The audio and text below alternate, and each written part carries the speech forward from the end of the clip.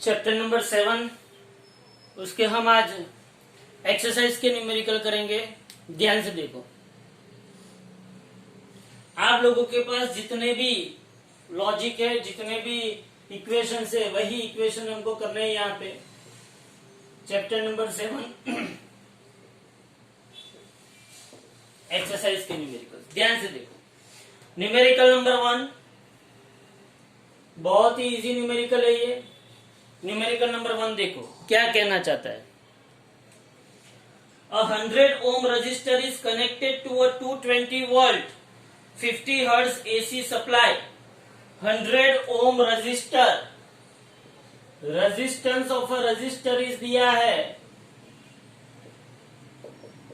R is equal to 100 Om.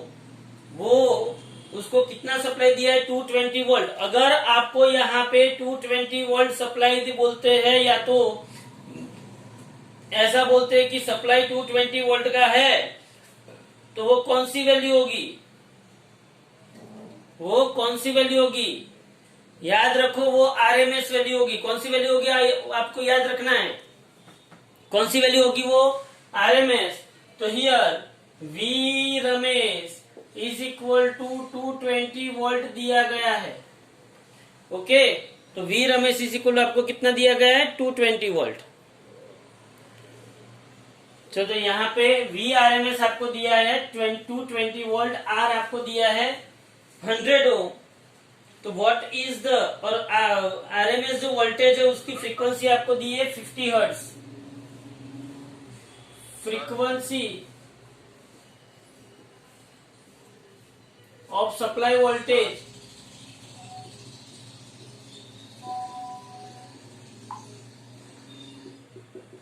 F is equal to 50 hertz. Okay, तो आपको पहला, अच्छा F आपको पता है तो बोलो एंगुलर फ्रीक्वेंसी आपको पता चल जाएगी। एंगुलर फ्रीक्वेंसी क्या होगी? Omega is equal to 2 pi F. तो omega is equal to pi कितना है 3.14 और एफ कितना है 50। तो omega is equal to 314 radian per second. ये आपको पता चल गया। ओके, अब आपको पूछा है उसने what is the RMS value of current in the circuit. बोलो, यहाँ पे सिर्फ रजिस्टर है। हाँ, यहाँ पे उसने पूछा है आरएमएस वैल्यू ऑफ करंट।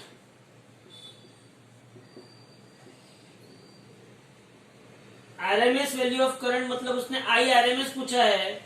तो I RMS is equal to क्या होता है V RMS divided by Z. I RMS is equal to क्या होता है V RMS divided by Z.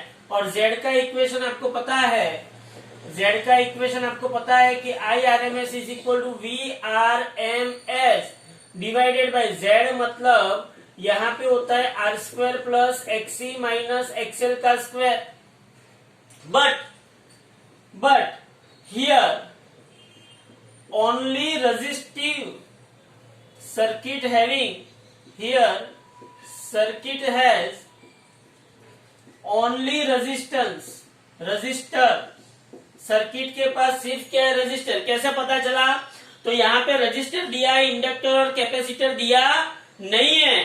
तो सर्किट के पास ओनली रजिस्टर है, that is XL is equal to XC is equal to क्या है 0।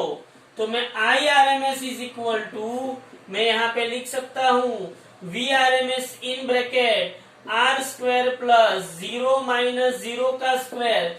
तो मैं यहाँ पे लिख सकता हूँ I RMS is equal to V RMS divided by are.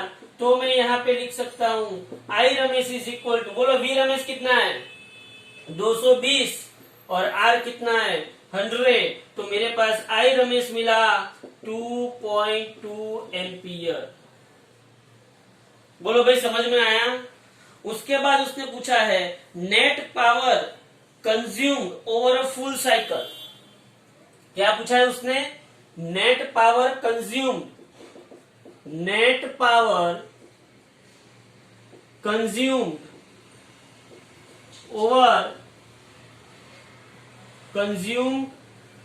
Over a full cycle. चलो यहाँ पे देखो, उसके लिए उसके लिए यहाँ पे देखो पावर का equation, power in AC circuit, P is equal to मेरे पास आता है V Ramesh I RMS cos phi, हाँ P RMS I Ramesh cos phi, but where cos phi is equal to R upon under root R square plus XC minus XL का square, तो cos phi is equal to R upon under root R square plus ये 0 minus 0 का square होगा, तो cos phi is equal to R upon R is equal to 1, क्योंकि only resistive circuit है। So power P is equal to V Ramesh I Ramesh cos phi की जगह पे 1, V Ramesh कितना दिया है 220 और I रमेश कितना है मुझे 2.2, तो P इज इक्वल टू मेरे पास कितना आंसर आएगा बोलो, 2.2 इंटू 220 कितना होगा,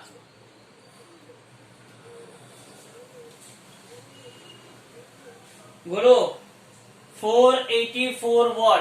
बोलो समझ में आया। तो जब आपको ओनली रेजिस्टिव सर्किट दिए, कौन सी सर्किट दी आपको, ओनली रेजिस्टिव सर्किट, तब आपको कंपलसरी कैपेसिटर और इंडक्टिव के लिए जो इंडक्टिव रिएक्टेंस और कैपेसिटिव रिएक्टेंस था वो आपको क्या लेना है, कंपलसरी 0 लेना है। ये ओनली रेजिस्टिव सर्किट है, वो कैसे पता चला, क्योंकि यहाँ पे ना तो आपको इंडक्टर की वैल्यू दी गई है ना तो कैपेसिटर की वैल्यू दी गई है। ओके, तो ये क्या हो गया, ओनली रेजिस्टिव सर्किट के लिए RMS value of current and power का इक्वेशन। ओके, चलो उसके बाद आगे बढ़ते हैं। एक्सरसाइज का सेकेंड नंबर का question, the peak voltage of N AC supply. चलो एक्सरसाइज का सेकेंड, पीक वोल्टेज। बोलो पीक वोल्टेज का मतलब क्या होता है, मैक्सिमम वोल्टेज। पीक वोल्टेज का मतलब maximum voltage of AC supply. Vm दिया है, यहाँ पे आपको Vrms नहीं दिया है, लेकिन क्या दिया है आपको, Vm। बोलो Vm आपको कितना दिया है, यहाँ पे 300 वोल्ट। Vm आपको दिया है यहाँ पे 300 वोल्ट। चलो, तो उसने पहला क्वेश्चन Vrms पूछा है, तो आपको पता है we know that Vrms is equal to क्या होता है, Vm by रूट 2। क्या होता है, Vm by रूट 2। तो Vrms is equal to Vm 300 है और ये रूट 2, तो आपको Vrms मिल जाएगा 300 by 1.4142। तो आपको यहाँ पे क्या मिल गया, Vrms। चलो उसके बाद ये पहला क्वेश्चन, उसके बाद क्या पूछा है उसने, बोलो the RMS value of current in an AC circuit is 10 ampere, what is the peak current. चलो दूसरा क्वेश्चन उसने ऐसा पूछा है कि आरएमएस वैल्यू ऑफ करंट उसने दिया है 10 एम्पियर, तो पीक करंट पूछा है। क्या पूछा है उसने, पीक करंट पूछा है, तो बोलो ये आएगा आपको। तो आप हमको पता है कि I R M S is equal to I M by root 2 होता है, तो I M is equal to root 2 into I R M S. तो रूट 2 कितना होता है, 1.4142। कितना होता है रूट 2, 1.4142 इंटू 10, तो आपको 14.14 एम्पियर पीक करंट मिल जाएगा। बोलो पता चला। ये सब एमसीक्यू के अंदर पूछे जाने वाले सम है, देख लो अच्छी तरीके से। एक्सरसाइज का 1 हो गया, एक्सरसाइज का 2 हो गया, क्लियर। अब यहाँ पे देखो एक्सरसाइज का 3rd नंबर का।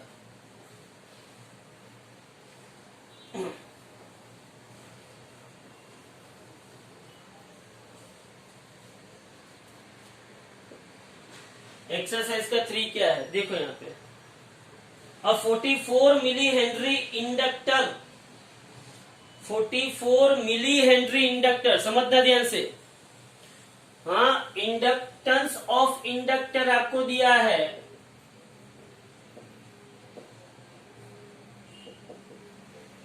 L is equal to 44 millihenry. तो आपको L पता चला 44 इंटू 10⁻³ हेनरी। 44 मिली हेनरी का जो इंडक्टर है वो कनेक्टेड है 220 वोल्ट 50 हर्ट्ज एसी सप्लाई। जब आपको ऐसा बोला जाए कि 220 वोल्ट 50 हर्ट्ज मतलब वो आरएमएस वैल्यू ही है, तो एसी सप्लाई जो है V RMS is equal to कितना दिया है उसने 220 50 वोल्ट 220 वोल्ट और फ्रीक्वेंसी कितनी है उसकी 50 हर्ट्ज। चलो फ्रीक्वेंसी 50 हर्ट्ज है तो एंगुलर फ्रीक्वेंसी मेरे पास आ जाएगी omega is equal to 2 pi F. तो omega is equal to 2 into 3.14 into 50 तो आपको ओमेगा मिलेगा 314 रेडियन पर सेकेंड। और इंडक्टर दिया है determine the RMS value of current in the circuit. देखो यहाँ पे सिर्फ इंडक्टर दिया है तो ये ओनली कौन सी सर्किट है इंडक्टिव सर्किट। कौन सी सर्किट है ये ओनली इंडक्टिव सर्किट। समझने ध्यान से here only inductor is present. Here only inductor is present. So चलो यहाँ पे देखो I R M S is equal to V R M S divided by Z. मुझे आई आर एम एस ढूंढना है लेकिन जेड क्या होगा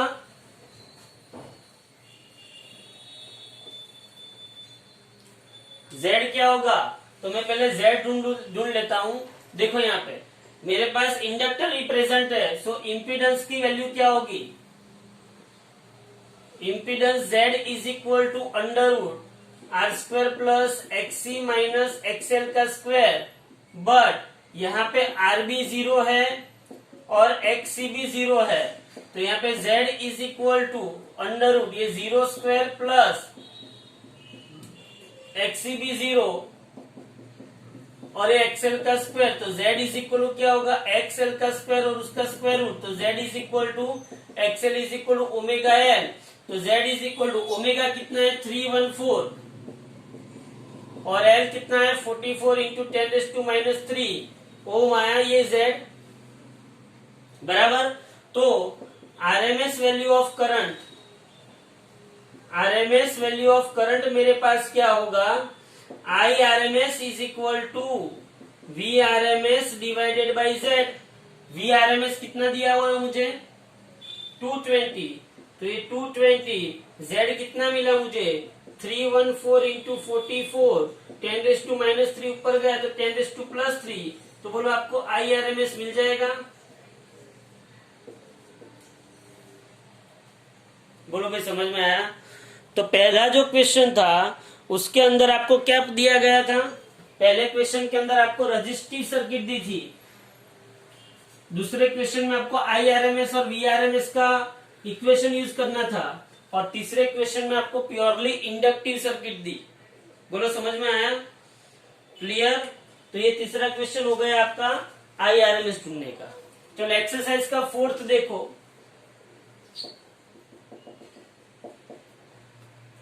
एक्सरसाइज का फोर्थ क्या बोला है उसने a 60 microfarad capacitor is connected to 110 volt 60 hertz AC. तो एसी सप्लाई वोल्टेज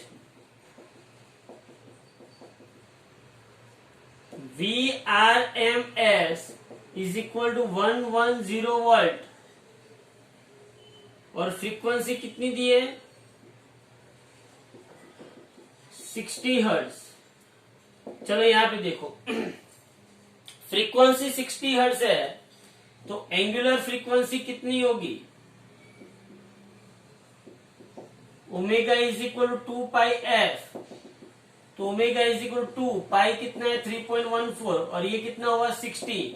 बोलो इसका कैलकुलेशन करो जल्दी से कितना होता है जल्दी से बोलो 60 into 3.14 into 2 60 into 3.14 into 2 120 multiplied by 314 जल्दी से करो कितना होता है 376.8 रेडियन पर सेकेंड। तो ये आपको यहाँ पे इतना तो ढूंढ ही लेना है। फ्रीक्वेंसी दी है मतलब एंगुलर फ्रीक्वेंसी ढूंढ ही लेनी है, कोई बाबत नहीं। यहाँ पे VRMS दिया हुआ है, ये ओमेगा दिया है। अब यहाँ पे माइक्रोफेराड कैपेसिटर दिया हुआ है 60। तो capacitance of capacitor C is equal to 60 microfarad. 60 microfarad मतलब 60 इंटू 10⁻⁶ फेराड। अब यहाँ पे ना तो रजिस्टर दिया हुआ है ना तो इंडक्टर दिया हुआ है, मतलब ये कौन सी सर्किट है? Purely capacitive circuit. कौन सी सर्किट? Purely capacitive circuit. एक दूसरी बात, ये सर्किट प्योरली इंडक्टिव सर्किट है। अगर इसके अंदर पावर का क्वेश्चन पूछा जाए, क्या पूछा जाए? पावर। साथ में अगर कोई ऐसा बोले कि पावर, तो power is equal to always क्या आएगा? 0, क्योंकि ओनली इंडक्टिव सर्किट के अंदर फेज डिफरेंस कितना होता है? π/2, और cos π/2 क्या आता है? 0। Power P is equal to V Ramesh I Ramesh cos phi, लेकिन ओनली इंडक्टिव सर्किट के अंदर फाई क्या होता है? π/2। फाई π/2 होता है तो cos π/2 क्या हो जाता है? 0। तो पावर क्या हो जाता है? 0। सिमिलरली कैपेसिटिव सर्किट है तो कैपेसिटिव सर्किट के अंदर भी फेज डिफरेंस क्या होगा? π/2। वो आगे है पीछे वो बात जाने दो। भी फेज डिफरेंस क्या होगा? π/2। तो यहाँ पे भी cos π/2 0 आएगा, तो यहाँ पे भी पावर क्या आएगा? 0। बोलो इतना पता चल रहा है कि नहीं? हाँ, तो यहाँ पे ओनली कैपेसिटिव सर्किट है। कैपेसिटिव, तो मैं पहले इंपीडेंस ढूंढ लेता हूं। Impedance Z is equal to, बोलो Z इज इक्वल टू क्या होगा? R² plus XC minus X² का square, but for purely capacitive circuit R is equal to 0 and XL is equal to 0। तो Z is equal to XC का square, मतलब सिर्फ XC मतलब क्या होता है? 1/ωc। 1/ωc। ये मुझे क्या मिला? Z मिला। क्या मिला? Z। तो बोलो मुझे IRMS कितना मिलेगा? ये देख लेना एक बार, मुझे IRMS कितना मिलेगा? IRMS is equal to VRMS divided by Z।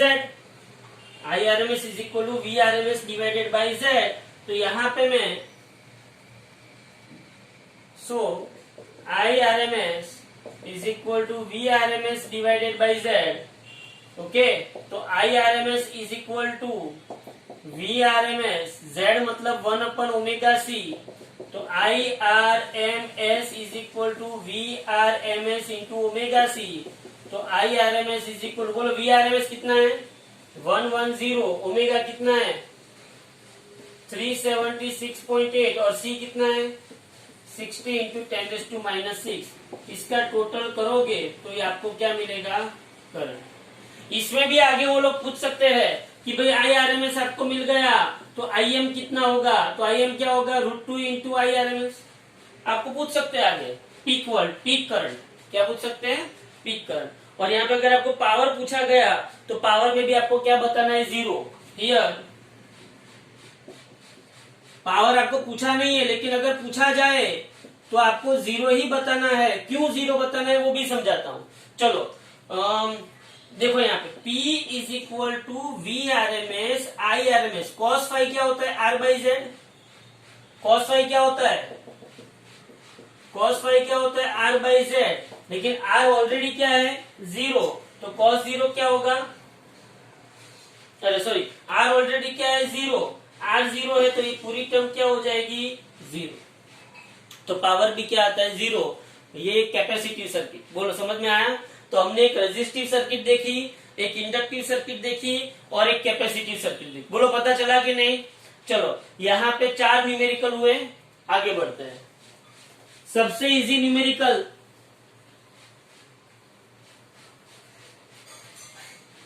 सब एमसीक्यू में आएगा। ये सब एमसीक्यू वाले न्यूमेरिकल है, ध्यान से समझना। उसके बाद एक्सरसाइज का 5th देखो क्या कहता है, देखो ध्यान से। एक्सरसाइज का 5th में ऐसा है 44 millihenry inductor is connected to 220 volt 50 hertz AC supply. 60 microfarad capacitor is connected to 110 volt 60 hertz AC supply. Power ढूंढना है। चलो पहले तो मेरी बात सुनो। एक्सरसाइज का जो 5th है वो भी कंपल्सरी एमसीक्यू के अंदर ही आएगा। क्यों? क्योंकि उसने पहला केस जो दिया है उसमें ओनली इंडक्टर है, ओनली इंडक्टर है। ओनली इंडक्टर में उसने सब डेटा दिए हैं, लेकिन आपको पता है कि ओनली इंडक्टिव सर्किट होगी, ओनली इंडक्टिव सर्किट होगी, तो मेरे पास X C is equal to 0 होगा और आर इज इक्वल टू 0 होगा। तो मेरे पास पावर फैक्टर का इक्वेशन क्या आएगा? Power factor cos phi is equal to क्या आएगा? R by Z. तो मेरे पास cos फाइव खुद क्या हो जाएगा? 0। अगर cos फाइव 0 हो जाएगा तो पावर इज इक्वल टू क्या होगा? P is equal to V R M S I R M S into cos phi. तो मेरे पास पावर भी क्या हो जाएगा? वी आर एम एस, और साथ में ये P इज इक्वल टू 0 आ गया, बराबर ओनली कैपेसिटी सर्किट होगी। कौन सी? Only capacity. Only capacity circuit के अंदर इंडक्टर भी 0 आएगा और रेजिस्टेंस भी क्या आएगा? 0। तो power factor cos phi is equal to R by Z, लेकिन रेजिस्टेंस 0 है तो R की जगह पे 0 रखोगे तो cos फाइव खुद क्या हो जाएगा? 0। तो ओनली रेजिस्टिव सर्किट के अंदर भी पावर क्या आ जाएगा? 0। तो only inductive circuit, only capacitive circuit के अंदर पावर 0। एक्सरसाइज का 6 अभी रहने दो। एक्सरसाइज का 7 रेजोनेंस फ्रीक्वेंसी, जो अभी अपना टॉपिक नहीं चला है, फिर भी उसका एक रेजोनेंस फ्रीक्वेंसी का इक्वेशन है। F इज इक्वल टू अपना जो टीवी है, रेडियो है, मोबाइल फोन है, वो सब में जो एंटेनो आता है, वो एंटेनो जो फ्रीक्वेंसी पे वर्क करता है वो F is equal to 1/2 pi under root LC। क्या है? F is equal to 1/2 pi under root LC। ये जो 1/2 pi under root LC frequency का इक्वेशन है वो रेजोनेंस फ्रीक्वेंसी बोली जाती है। इसके बाद का टॉपिक वही है। और रेजोनेंस एंगुलर फ्रीक्वेंसी अगर आप देखो तो omega is equal to 2 pi F, angular frequency is equal to 2 pi F, 2 pi as it is into F की जगह पे 1/2 pi under root LC, 2 pi cut. तो आपको resonance angular frequency omega is equal to क्या होगा? 1/√LC। अब आपके पास यहाँ पे जो क्वेश्चन नंबर 7 है, एक्सरसाइज का 7, उसके अंदर आपके पास C दिया हुआ है और L दिया है। C 30 माइक्रोफेराड है, L 27 है। तो L की जगह पे 27 मिली हेनरी, मिली मतलब 27 इंटू 10⁻³ और capacitance C is equal to 30 microfarad मतलब 30 इंटू 10⁻⁶। इसका सॉल्यूशन करोगे 27 3 81, ये 10 और ये 10⁻⁹, ये 10⁻8, 10⁻8 का स्क्वायर रूट 10⁻⁴ और 81 का 9। तो ये आपको क्या मिल जाएगा? Angular resonance frequency. Clear? Okay. तो हमारा ये एक्सरसाइज का क्या हो गया? 7 हो गया। उसके बाद एक्सरसाइज का 9 भी कर लेते हैं साथ में। देखो एक्सरसाइज का 9 क्या है, ध्यान से देखो।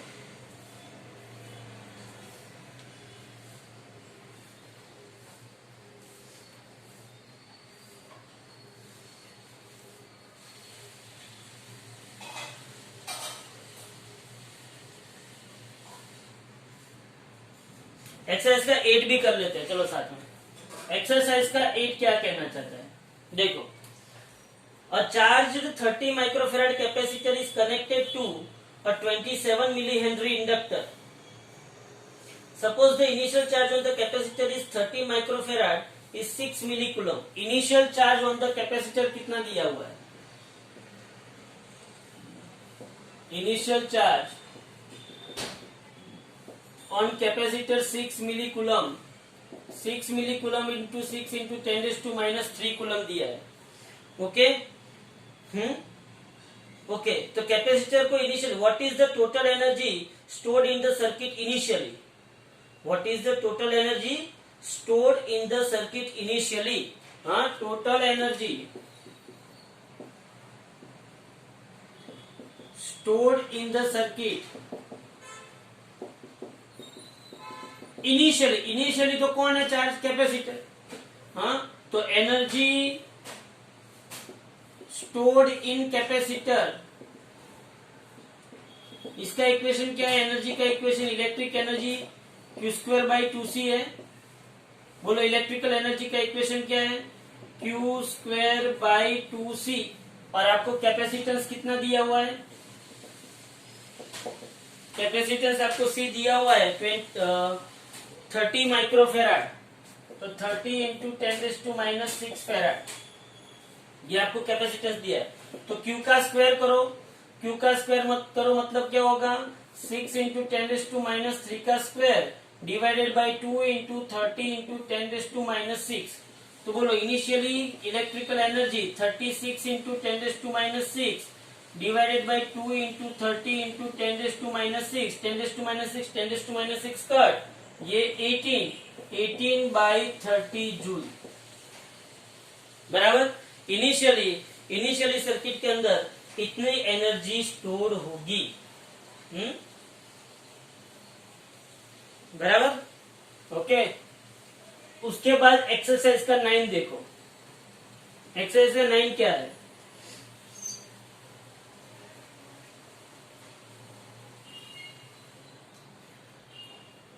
सीरीज एलसीआर सर्किट के अंदर आपको R, L एंड C तीनों दिया हुआ है।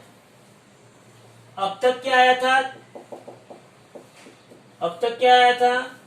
तीनों अकेले आते थे। अब तीनों है, रजिस्टर भी है, इंडक्टर भी है और कैपेसिटर भी है। तीनों है, रजिस्टर भी है, इंडक्टर भी है और कैपेसिटर तीनों है।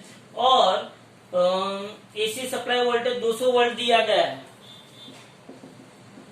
एसी सप्लाई वोल्टेज आपको दिया है Vrms is equal to 200 volt, और उसकी फ्रीक्वेंसी भी शायद दी है। देखो कितनी दी है फ्रीक्वेंसी? फ्रीक्वेंसी नहीं दी है, चलो जाने दो। Okay, when the frequency of the supply equal the natural frequency of the circuit, what is the average power transfer to the circuit in 1 complete cycle? समझना टाइम ध्यान से, समझना ध्यान से। पावर, एवरेज पावर पूछा गया है कब? Eight the time of resonance. अब ध्यान से देखो, ये R की वैल्यू दी है, L की वैल्यू दी है और C की वैल्यू दी है। लेकिन यहाँ पे एक बात है, इम्पीडेंस का इक्वेशन क्या होता है?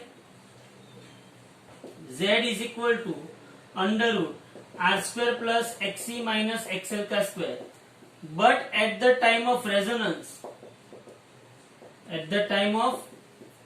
रेजोनेंस मतलब बाहर की जो नेचुरल फ्रीक्वेंसी, बाहर की जो फ्रीक्वेंसी अप्लाइड फ्रीक्वेंसी है, वो अगर नेचुरल फ्रीक्वेंसी जितनी हो जाती है, तब XC इज इक्वल टू क्या हो जाता है? XL। याद रखना ये, at the time of resonance XC is equal to क्या हो जाता है? XL। At the time of resonance XC is equal to XL। तो यहाँ पे पास Z इज इक्वल टू क्या रहेगा? R² इज इक्वल टू क्या रहेगा? R। Z is equal to R² is equal to क्या रहेगा? R। तो पावर का इक्वेशन क्या होगा? पावर का equation P is equal to Vrms Irms cos 5। तो P is equal to Vrms Irms cos 5 मतलब R बाई Z, और Z is equal to R है। तो P is equal to Vrms Irms, यहाँ पे 1 हो जाएगा क्योंकि R इज इक्वल टू क्या है? Z। तो P is equal to Vrms मतलब Vrms आपको दिया हुआ है। Irms क्या होगा? Vrms अपन Z होगा। तो यहाँ पे आपको लिखना है कि Irms is equal to Vrms अपन Z। तो P is equal to Vrms कितना दिया हुआ है? 220 वोल्ट, 200 वोल्ट। Vrms कितना दिया हुआ है? 200। यहाँ पे भी Vrms कितना दिया है? 200। और ये Z है, लेकिन Z is equal to R है, और R कितना दिया है? 20 ओम। तो यहाँ पे लिखना है 20 ओम। 0 0 कट, 2 दूना 4, 4 इंटू 10⁻³ वॉट। इसकी भी थियरी आएगी, लेकिन यहाँ पे R, L, C और Vrms दिया था। P average at the time of resonance पूछा था।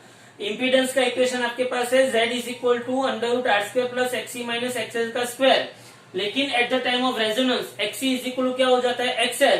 तो यहाँ पे XC is equal to XL रखोगे तो ये 0 हो जाएगा, तो ये R² रहेगा सिर्फ, तो आर स्क्वायर का स्क्वायर रूट क्या हुआ आर। अब पावर का equation P is equal to V R M S I R M S cos phi. Cos phi का इक्वेशन क्या है,